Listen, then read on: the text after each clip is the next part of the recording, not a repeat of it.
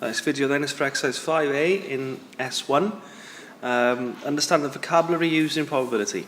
So there's three main keywords. You just need to know exactly what they are. The definitions are given at the start of the chapter.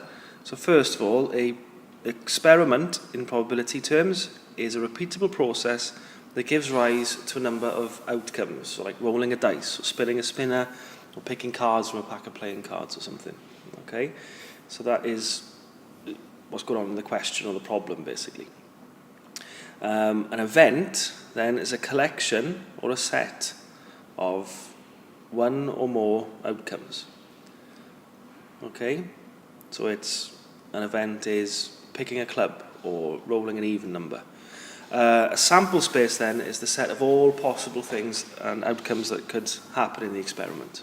Okay, so in terms of a pack of playing cards, it would be the sample space would be all the cards in a pack of playing cards.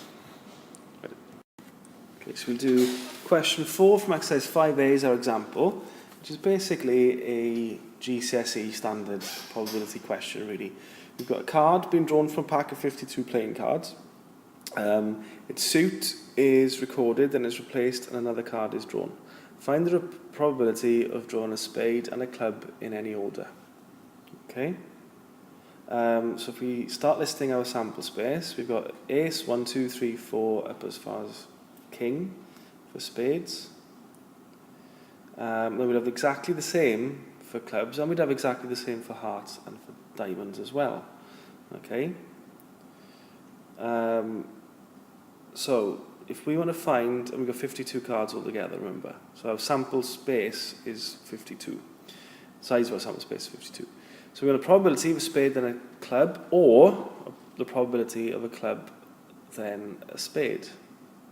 Okay, so if we're going to go down this route, we'd have to work out the probability of a spade and a club. So we'd be using the AND rule, we'd be using the OR rule, if you remember them from GCSE.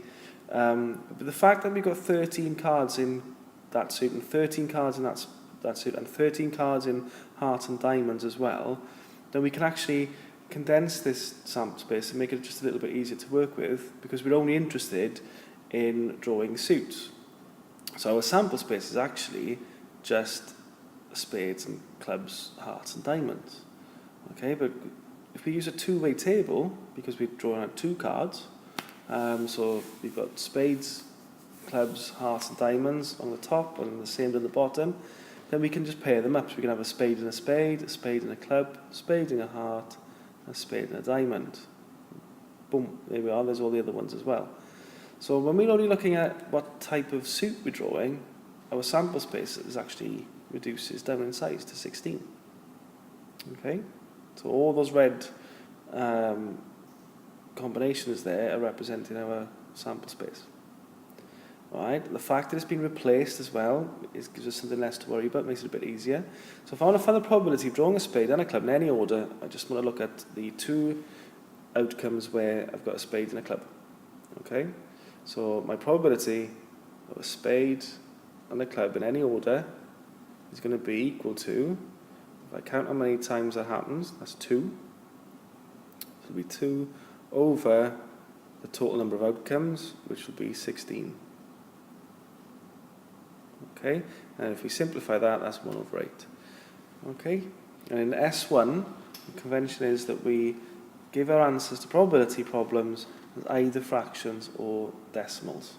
Okay, so when you get your answer, leave it as 1 over 8, or if you want to convert that into a decimal, which will be 0.125.